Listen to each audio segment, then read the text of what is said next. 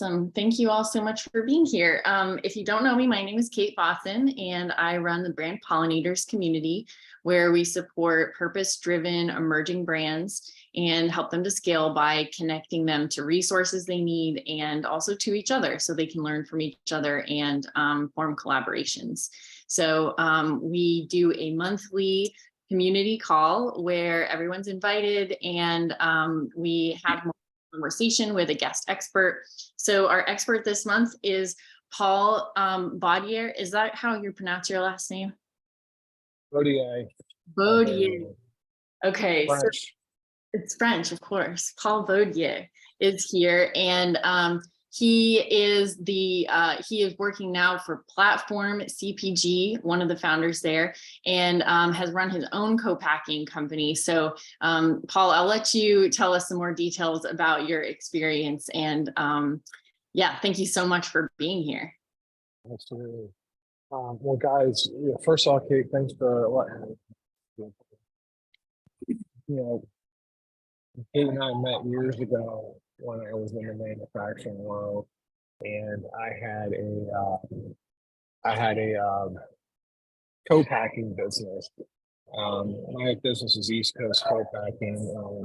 We were a QR facility, 30,000 square feet, production, and another 20,000 in dry forage. We had. Can you guys hear me or no? It's a little bit fuzzy. You guys, okay? What about now? Is this better? Or might just because my AirPods. That's better. Is that better? All right. Thank you. I'll also speak up. So I was saying, me and Kate met years back when she was running our brand, and I had a company called East Coast Co-Packing. We were a level 2 facility with a 30,000 square foot plant, and another 20,000 in dry storage. We did product development. We brought products to market, and we did a ton of everything in between. Our bread and butter was sauces and powders. Our largest client, Kirkland's, for the private label salsa products, and I've done that all. My partner at the time was previously plant manager at Sabra, and he did all the R&D for the team. And I've done a lot of co-packing, and then along came another brand that we competed with a lot on business, Harvest, and they acquired our business in early 2020. And then since then, I've advised many other brands. Some you know, some you don't know, and some I've advised longer than I had my business for.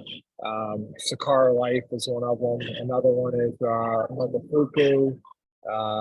Also, I'm an advisor to Peloton as well, or I advised Peloton in the past. And then, many other brands along the way. So I'd say that's it in a nutshell when it comes to, manufacturing for me.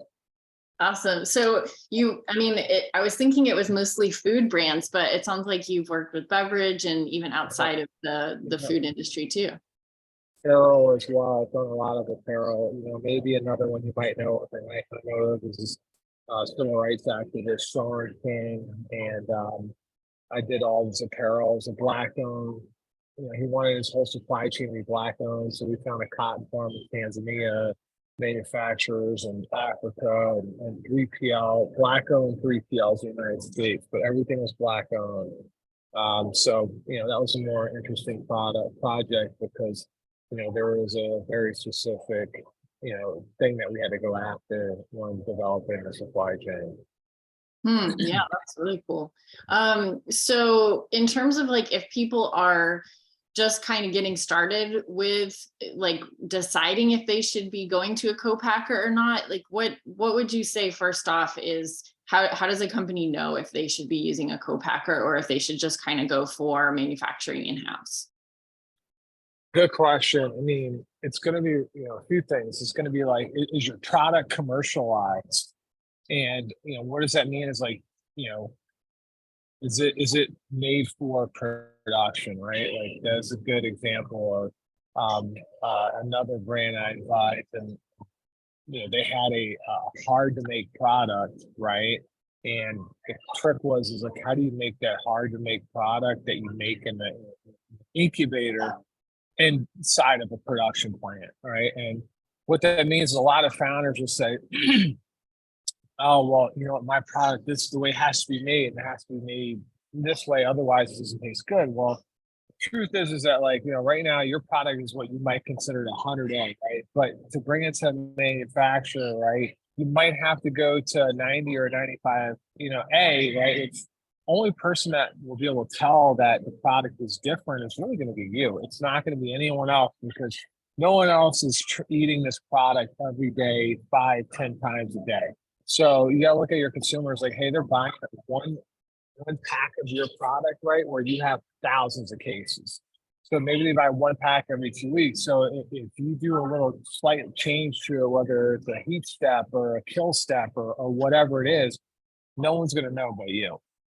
So the most important thing is, you know, having the product commercialized, right, you know, and ready to go. So, like, meaning that you have your shelf life studies, you have your COAs, you have your spec sheets, you know, you have everything documented, you have your process documented. Yeah, depending on your kill step, you have your food science letter, authority letter. You have your, you know, if it's a whatever, a challenge study, you have that as well.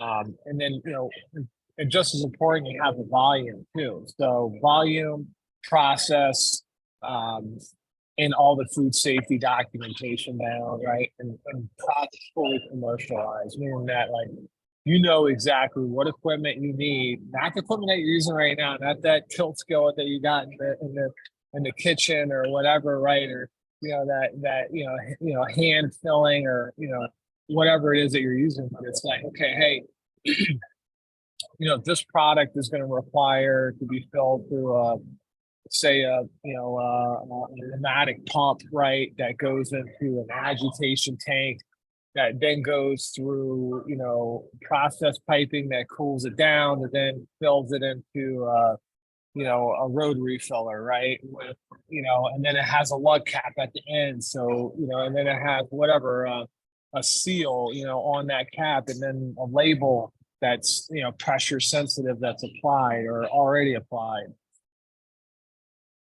So having those processes like documented as well would obviously be beneficial when you're going to a co-packer, but it's best foot forward. Yeah, but I think, I mean, I've worked with some smaller co-packers where they'll actually help you go through that and like create those processes. Is that something that you would recommend, or is that something that is just like danger, look away? I mean, I'll tell you this right now, any co-packer that's going to help you get through that, that's great. But that's kind of a red flag for me, is that, like, you know, is that even like the co-packer doesn't have a lot of business in his facility and he just needs to get you in, right? Mm. And in my head, if you want to look professional, if you want to be taken seriously, you got to have all that together. You got to have it. It needs to be in a Google Drive, right? It needs to be in a folder that, you know, once they sign the NDA, you share the folder with them. You schedule a call a week out to give them time to review everything. And then this way, it's like, hey, like, these guys are serious. Like, they have all their food safety documentation. It's not going to take another 60 to 90 days. They have, you know, they have their packaging ready.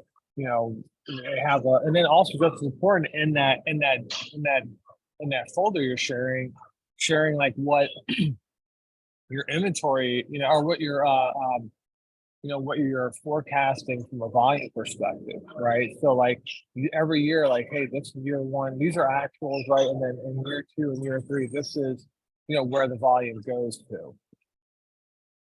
And so I'm thinking, like, if you don't have all this stuff in place, I mean, it still probably doesn't make sense for you to go to purchase more, you know, robust equipment on your own either, because it seems like you need to have all these things in place, whether you're going to use a co-packer or you're going to manufacture in-house.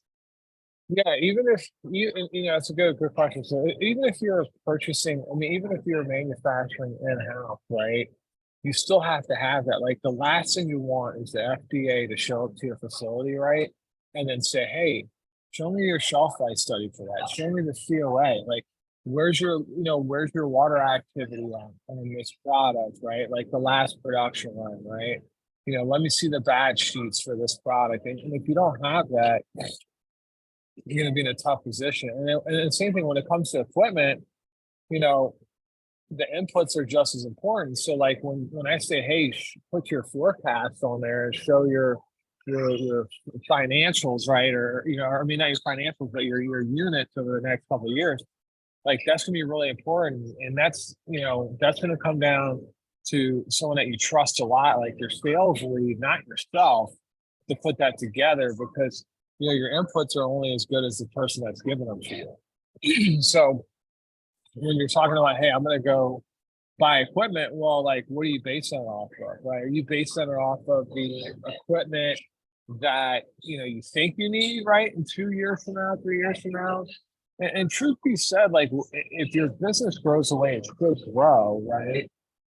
Buying equipment is just, it's going to be wasteful. You're going to quickly grow out of it after year one, quickly grow out of it after year two. Even like when you get into a facility, you can say, oh, wow, I got 10,000 square feet. This is big. Like, it's small. The minute you start loading it up with your packaging, your raw materials, a lunchroom for your staff, a bathroom, right? A mop sink, all this stuff, that your space is just going to get congested into like having 2,000 square feet max of production. And then everything else is just going to be office space, loading docks, and storage. Yeah, for sure. That kind of reminds me of like back when I was planning my wedding, and I'm like, yeah, we'll do it outside in a field. And then I'm like, oh, wait, we have to like get the tent. We have to get bathrooms out there. We have to rent all of the plates and the silverware and chairs. Like, you need to source every single separate thing to pull it all together if you're going to do it on your own, versus if you go to a co-packer, they have a lot of that stuff in place that seems like you'd be able to get better economies by using their facility. Yeah, absolutely. This, look, I would say you got to build the volume up to get to a co-packer. Mm-hmm. And if you're going to buy equipment, one thing I would tell you, buy it used. Don't buy it new, because it's just like a car. The minute it scuffs off a lot, you're losing 30, 40% of the value right off the gate. So, and when I buy equipment, like my go-tos, honestly, is not going to Sigma or any of these other guys, but just going on eBay, set an alert for that piece of equipment that you want, right? And then call it a day. And then when you see it pop up, is this a good price? I don't know. Is it not? Okay, it's good. Okay, let's move forward, purchase the equipment. But just important when you're buying used equipment, you need to validate that it works, right? Who's selling it knows about the equipment, right? Like, don't buy it from a third party reseller on eBay that knows nothing about the equipment, because you may be buying an egg. Mm-hmm. Yeah, and that, like, it goes to show just how many things you have to be keeping track of when you're looking at doing production in-house, because then you're becoming like a manufacturing facility in just for your own product, which is kind of like a whole nother business that you're adding. And you have fixed overhead, it doesn't go away, it stays there. So like if you're thinking like, hey, I'm going to grow into this in a year, well, your overhead's going to be the same today as it is in a year. Maybe your electricity costs and a few other things go up higher based off of usage, but for the most part, your rent is your rent. Mm-hmm. Yeah. And so would it make sense if somebody's like, they have a couple different types of products, would it make sense to outsource maybe part of their production, or does it make sense to have like multiple co-packers doing different products? Like, what would you say on that front? I mean, if you have multiple co-packers, you better be doing something. Like there's no reason you as a founder need to have a co-pack, like have so many SKUs that you need 2 co-packers. And at your guys' stage, you shouldn't have that many. You should have, one product line that has 3 or 4 SKUs, or maybe 2 product lines that have 2 SKUs, right? That, that benefit each other. Like, I'd say, an example could be is that, you have 3 salad dressings and 3 salad toppers, right? So it's like it's all part of that product mix, you know, and just as important when you're thinking about a product, just think about like how, you know, the difficulty of making the product, right? Like there's a reason why if you think of a product, like this isn't on a market, like there's a reason why it's not on a market. It's either the demand's not there or the process is too hard to replicate. Well, and if it's something super unique like that, it's going to be really hard to find a co-packer that Manufacturer, deal with it. absolutely.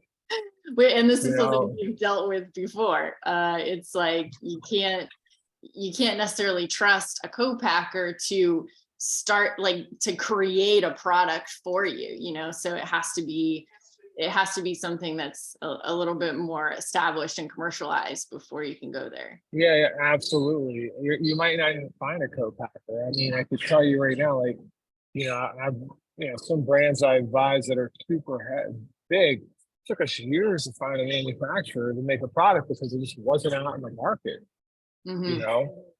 So, you know, I've spent other people, OPM, other people's money on, you know, trying to find manufacturers, and you're in the hundreds of thousands of dollars before you even say, hey, I got one. And then you're like, the volume is so high, you know, process allergens, and the packaging isn't right, and then you got to make changes to keep it moving.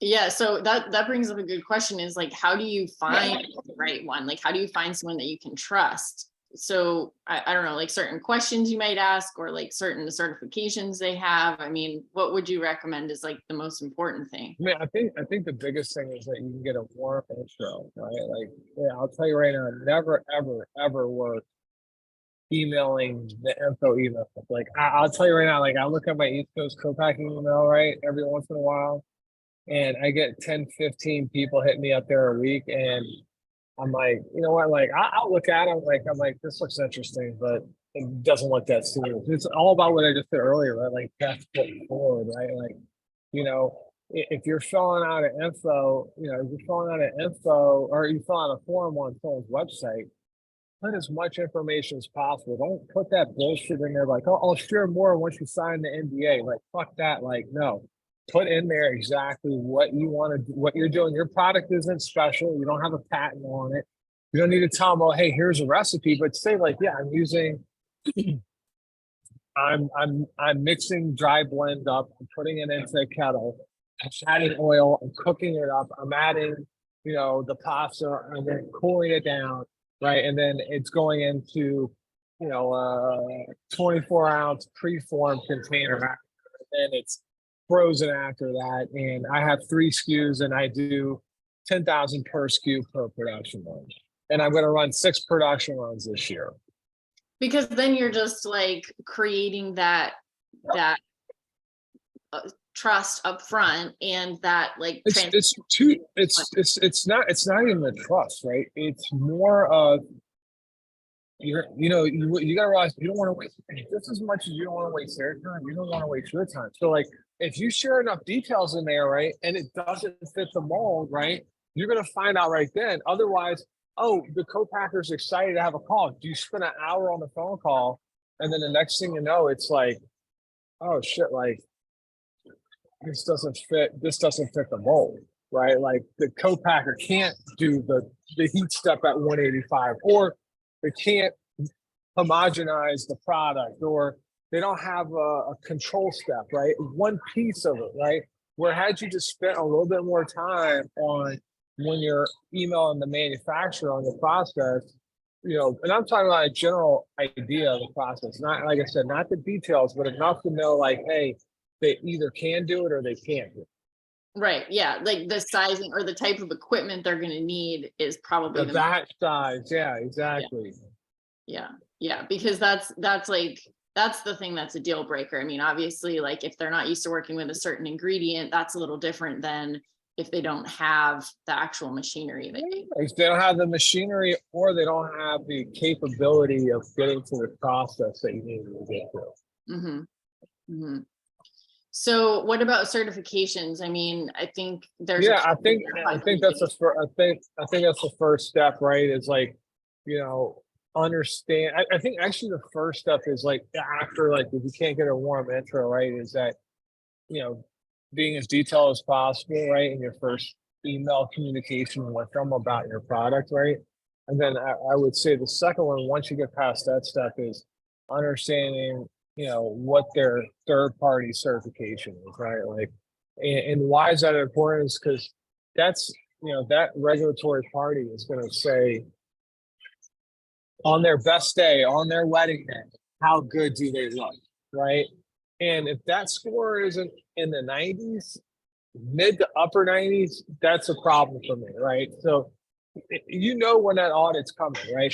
It's they can say, hey, they it's an unscheduled audit, but it's an unscheduled audit on the third week of November every year, right? It doesn't change, right? Like, so they're coming that third week, fourth week. If you're not ready, then if you're not ready for that inspection, like if you did everything you could for that inspection to get ready and you're still not prepared, that means you have to look like shit the rest of the year because you couldn't get to that level of quality to make sure you pass that in a flying color kind of way. Yeah. So for me, audit, and then just as important, right? Like, it's not just the one pager audit, right? Like, an SQF audit, right? Let me see something. Let me find something. SQF report.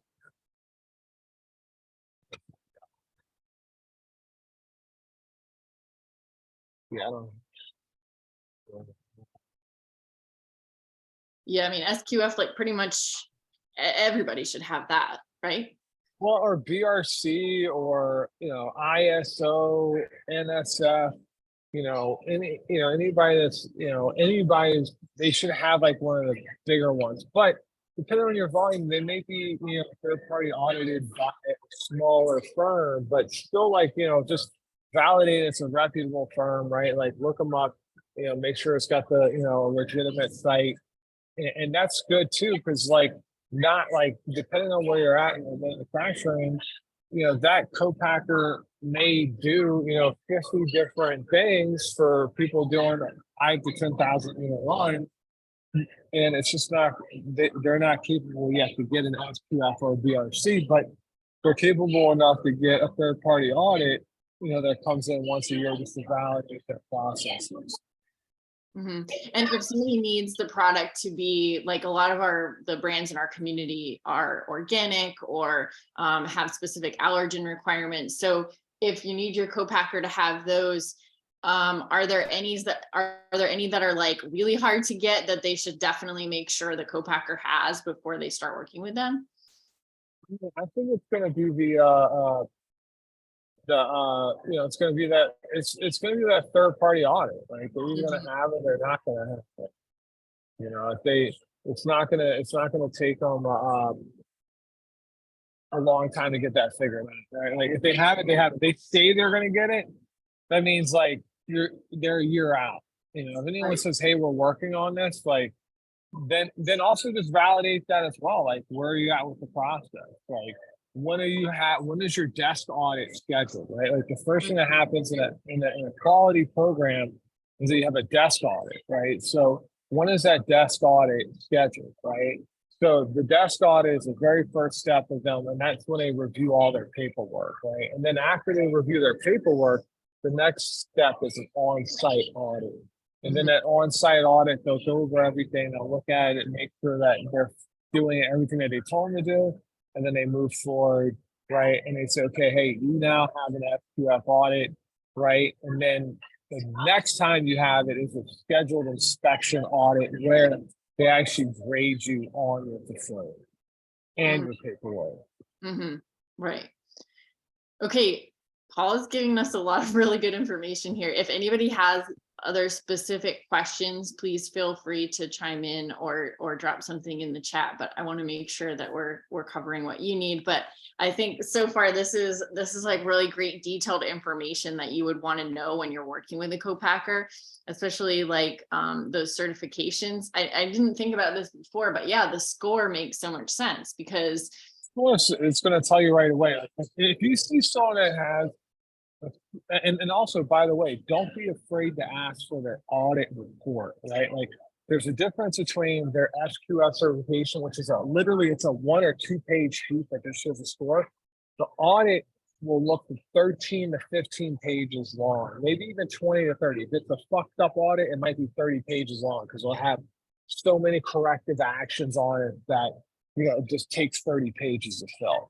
But if you ask them for their audit report, right, and that's another thing, right? Like it's all volume dependent, right? Like when I go to a co-packer and I'm repping a brand I'm repping and they're going to be doing $5 to $10 million a year of business, they're going to give me that audit report if they want to do business, right? Now, if they don't give you the audit report, right, they just may say, hey, your volume's too small. Like, I don't really think it's necessary. I'm not going to share it with you, right? But more than likely, if someone's not sharing their audit reports, they have something to hide. If they're delaying it, it's because they have something to hide. If somebody can't provide you that audit report within 2 days, that's a red flag right there. You know, either it means two things, right? Like if they can't get shit done for you in the sales period, they're not going to be able to get shit done for you when you're actually running production, right? So they can't get that to you in a timely fashion. They're not going to get you your finished inventory in a timely fashion. When you're asking for the finished goods inventory, you may get it 6 to 8 weeks later, right? Or maybe waiting 3 months before you get your inventory. Yeah, that's such a great point. It's a great way to kind of vet what their response will be like and how much they value you as a customer if they're trying to get your business and they're not responding in time. 100%. And that audit report is everything. So the audit report is going to show their corrective actions. It's going to show everything about that facility, the way it should be operating. You know, and if you can get your hands on the audit report, that's going to tell you exactly what kind of business they operate. You're going to see like, hey, and listen, nobody gets a perfect score. Actually, I'll tell you what, there's been a few people I know to get hundreds, right? But it's far few in between. You know, most people like myself, like I got 97s and 98s, right? But I took care of it. Like we had a good quality program, we had a good QA in place. You know, we made sure we stayed on top of things. But no, I just said earlier is that like we also made sure we were prepared for the on-site visit. Like we're prepared all through the year, but for that visit, like 2 weeks before that, we were double checking our reports. We were looking through our pest control logs. We're looking through our receiving, our inbound and outbound, our finished goods. We're looking through our corrective actions and make sure everything was documented. We're making sure we have all the certifications on hand for that, you know, for that audit. Yeah, no, that totally makes sense. Does anybody have questions about finding a co-packer or getting started with a co-packer? Because I have a couple of questions that I wanted to ask about once you're working with a co-packer, but if anybody had questions about onboarding or finding one, feel free to come off mute or put a question in the chat. I don't want to jump to the next thing till we get this covered. Okay. And I could tell you there's a couple of good resources for finding a co-packer. I think the most cost-effective option is my guys over at Partner Slate. Like they crush it. They actually just raised some money too recently, I think. But really good people over there. I like them a lot. And there's all these like there's a Slack channel. It's the guy Daniel Sharp runs. I forgot what it's called, but he has a co-packer registry doc as well. So you can look through that as well. We're trying to find a co-packer. Okay, Noah, did you have a question? Hey, yeah, thank you. I had a quick question. There might not be an exact answer to this, but I just wanted to see if you have any thoughts on it. If you're already working with a co-packer, but you want to have another co-packer come in, you know, either just to have another option on the East Coast or as a redundancy, what do you recommend to make sure that you maintain the same taste from both co-packers? Because I know sometimes you even have the right recipe and, you know, the same formulation, everything, but it's always different if you go from one co-packer to another, at least at the beginning. So what do you recommend to make sure you get the same product taste? Well, I would tell you to start a brand, you probably don't want to have a second co-packer. You want to have a strong relationship with your first guy. If you're spending time looking for a second co-packer, that means you don't have a co-packer. So is that true to say? Is that why you're looking for a second co-packer? Is that you're just Is it a cost issue or a quality issue or a communication issue? If it's not even sorry, even if it's not even just for like a redundancy, but like a co-packer that you want to move to grow, like they have more Oh, of a the volume. capability. So they can, so you're talking about moving to your next step up in co-packing. Yeah. Yeah, so if you're going from your small guy to the next guy, just make sure everything's documented. You should not have a problem with matching flavor profiles, assuming you're not using water. The only way your product profile can change is if you're using water, because water tastes different. Like New Jersey water, it does not have the same taste as New York State water. So just it doesn't taste as good. So if it's a water, if there's water in your product, yes, it can change the flavor profile. But if you're saying, and then also if you're changing the kill step, right? So if you're saying, hey, like right now you're using HTST, high temp short time, and you're moving to UHT, ultra high temperature, yes, like that those different types of pasteurization are going to change your product. But if you're using the same apples to apples, if you're using the same pasteurization stuff, if you're using, if it's a dry blend product or you're using everything that doesn't include water, assuming that your co-packer, and another thing, co-packers is they'll give you like what I call like a modified recipe of your recipe. So if you leave them, you're fucked, right? Like don't put yourself in that situation. Just make sure that they're following your recipe. Make sure that you're getting the batch sheets at the end of the production run so you can validate that they're using that same recipe. Because the minute that, if you ever ask for this stuff at the beginning, right, and you ask 2 years later, like, hey, I need my batch sheets, like the minute you say that, a co-packer is going to know, like, oh, you're looking for another co-packer, right?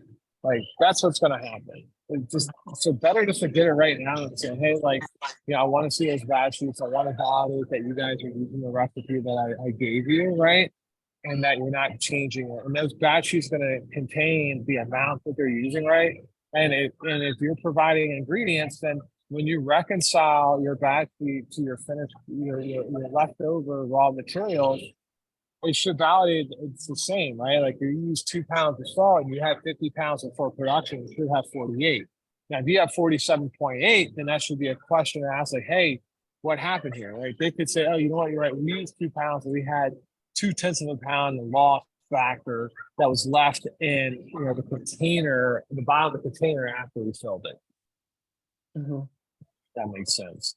So did that answer your question, or do I need to say more on it? No, yeah, that helped a lot. So I have actually never asked for the batch sheet, so I'm actually gonna ask for it right now and see what I get. Yeah, just ask them for the batch sheets, and if you want, just if you don't want them to know that you're looking for co-packer, just say that you have like a quality assurance consultant that you're working with now that wants to validate the product batches as they look to go out to do food safety. Okay. Thank you. Great. Yeah. Kimberly, did you have a question? Thanks, Kate. Paul, thanks so much for the great insights. I think it's Startup CPG is a Slack channel that you're referring to. They actually they just did a podcast on co-packers, which was Jeffy gave a lot of good background information, and that was great.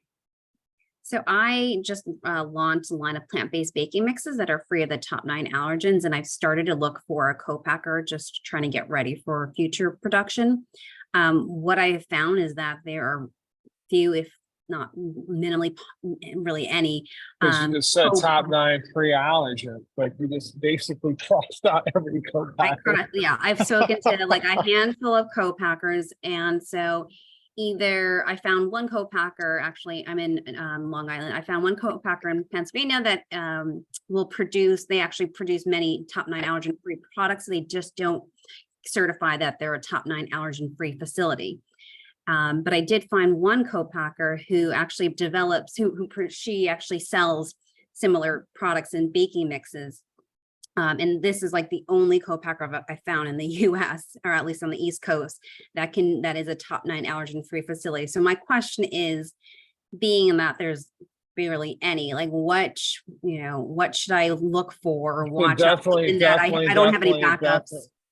definitely work with her right away. I would have when you're working with a brand manufacturer, I would have a strong NDA in place to make sure that, that they can't, replicate my mixes. Um, I would definitely do that. Like, you got to have a good NDA in place. And I just saw someone wrote about co-packing agreements. You got to have a strong co-packing agreement. You know, just remember, like, whatever you spend is whatever you get. If you go get, like, if I had one time a founder show me, like, oh, I have a safe agreement. You just download a template off of the Y Combinator. I'm like, that's not the safe agreement you need. You need to get one that specializes your business. And the same thing here is like, don't go download a co-packing template agreement. Have ChatGPT make you one, right? Get one done the right way so that we avoid that problem. And then for the NDA, like, yeah, make sure you got a strong NDA in place so you can validate it. But just like we talked about before, make sure that they have a food safety program in place. I don't know where the facility is, but can you go visit it? Can you go take a look at it? Can you get video of the facility, right? Like, to see what it looks like. Um, you know, that's what I would be doing, right? And then understand, like, another thing I like to do, like, depending on who it is validate that they're financially stable, and if you have a good attorney, they can just do a quick search in that state and see, hey, do they have any pending lawsuits, that are against them? You could use Ben Verify to even validate that as well, which is they do like searches for it. So, but mostly just you can get your attorney just to do like a search on their entity and see if they're in good financial position. Because the other side of the coin is what you don't want to do is going into a lot of this happens where, like, you go into a co-packer, you spend all this time, this effort, this money, you go make multiple trips, you have a team fly out there, you do all this shit, and then 6 months later they're out of business, right? And like, wow, I didn't see that coming. But I bet you, if you did a search on it, you would have saw that they had some financial problems. You would have saw that they had a lawsuit against them because they hadn't paid this vendor for 18 grand. There's all these things you could find out about the individual. And a lot of times you can just do an individual search, right? You could just search for the individual that's the owner of the company and find out. I did this for, a brand I advised for a rolling paper company called Vibes. It's Vibes is this guy, Burner. He's the largest space. He's a brand called Cookies. And he had a brand called Vibes, and we were validating the 3PLs. I was searching the 3PL owners to see, like, hey, is this the right fit? And guess what we found? One of them, we had multiple, like, open, like, judgments against him. Like, this guy's going out of business. He's not even in the picture. We're not going to waste our time here. So that's what I would do there. Got it. And just one other question, just in terms of, as you find co-packers, some of them offer the ability, or this one actually offers the ability to store some of the product at the co-packers. What's your viewpoint on storing it versus finding a 3PL? Okay, there's two things there, right? The first part is storing there is easy. Second part of it, storing there is hard. And here's why, is that when you manufacture goods, you get an invoice, right? That invoice says you purchased, or that they made you 3,000 units, right? The question is, how do you validate that you got 3,000 units without having checks and balances in place, right? The only way you can validate that is by sending it to another facility. Now, if you can't send it to another facility, then you have to take that person's word that they actually did what they were supposed to do.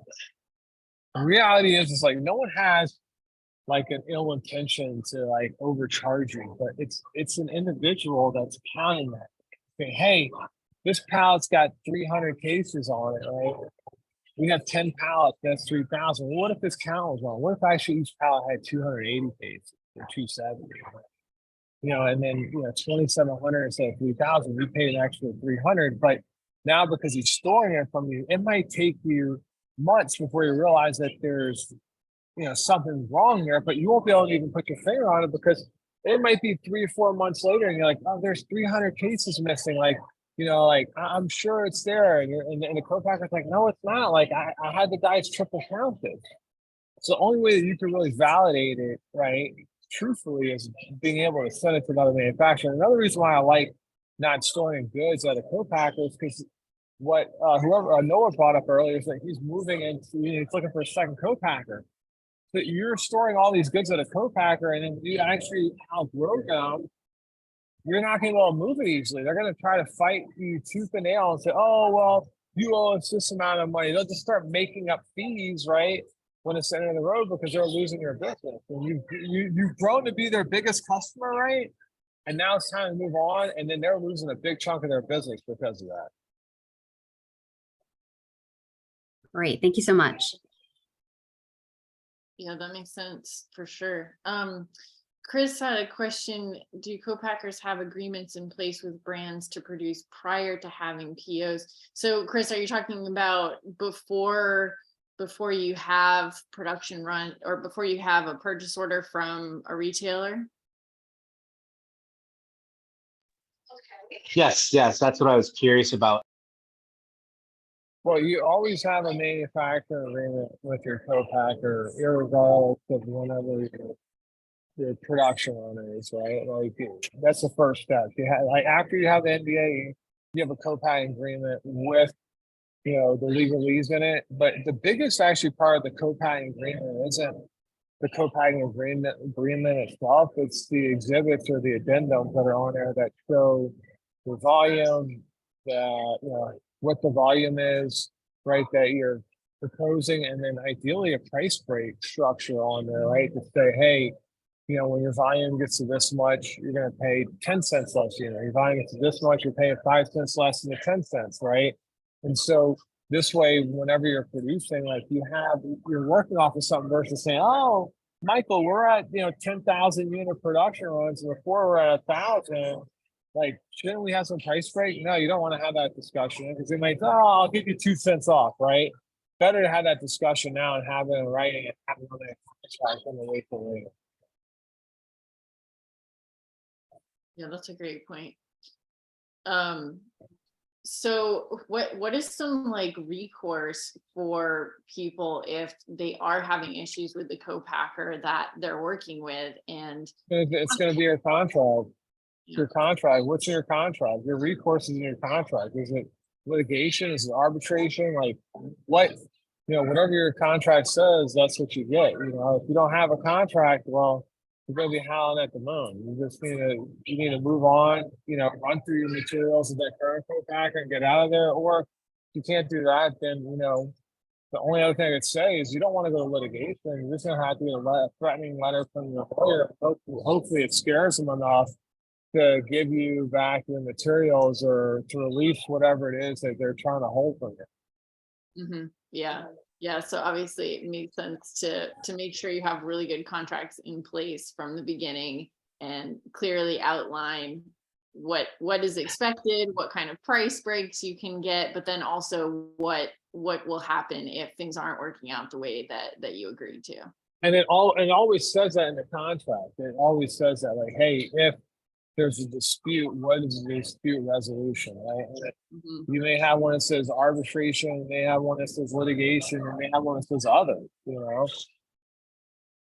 Yep. That's why it's important whenever you have your contract that ideally you can get it in the state that you live in, right? Like, you can have it underneath the jurisdiction of the state that you live in, because it'll be easier for you to find legal help, support in that state than it would be in, say, your co-packers in Wisconsin.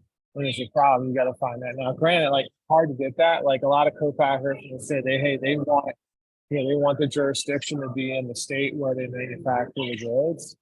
But if you can sneak it in, sneak it in.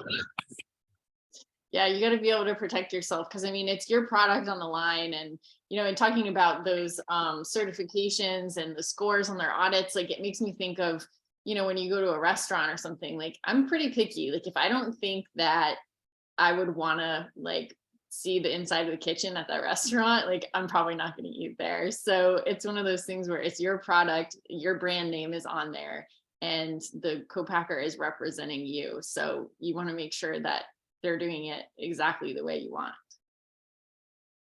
100%, 100%. Okay, any other questions for Paul? I know we're getting close to time here, so I want to make sure we save time in case anybody has anything else.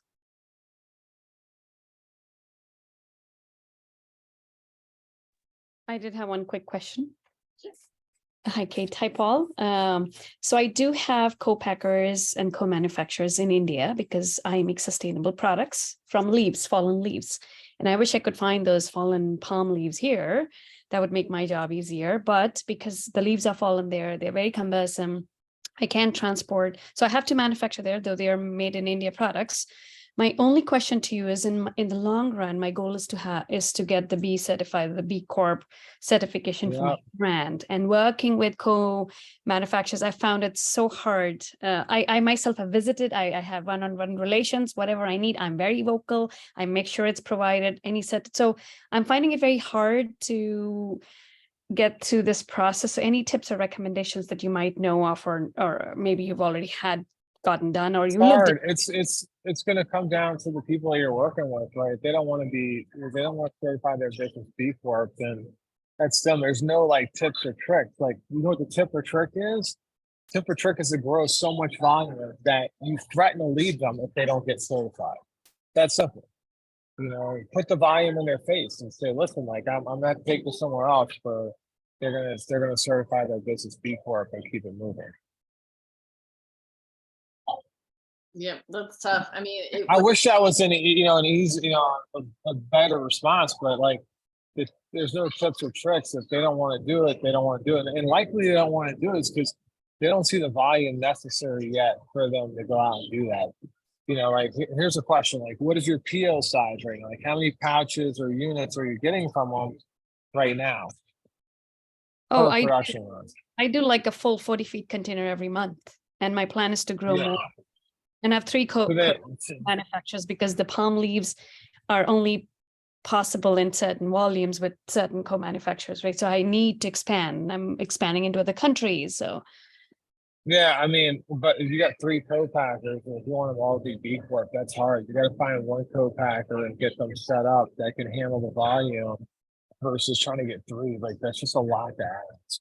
And then also the other issue you're gonna have is quality when you have 3 different co-packers. You know, when you're gonna have different thresholds for each manufacturer based off of how they're manufacturing the product.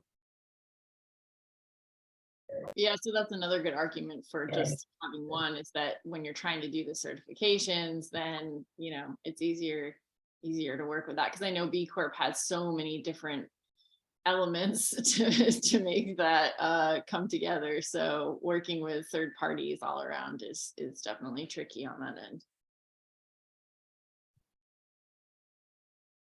Okay. Sure, yeah. Okay, well, I will wrap it up here, but what's a good way for people to get in touch with you if they have questions, Paul? Hit me up on LinkedIn. Okay, perfect. You can check out Paul on LinkedIn. I'm also on LinkedIn. Feel free to email me if you have anything specific that you want me to follow up on, or any other topics that you want to cover in the future. If you're not already, check out our website, brandpollinators.com. You can sign up for our newsletter and find out more information about what's coming up and other resources that will help you scale your business. So thanks, Paul, so much for being here today. This was a ton of great information. I hope you all enjoyed it, and look forward to staying in touch and learning more from you as you go. All right, have a good one, guys. I'll put my email down there, but hit me up on chat on LinkedIn, and I'll do whatever I can to help you guys out. Okay. Thanks so much, Paul. Bye.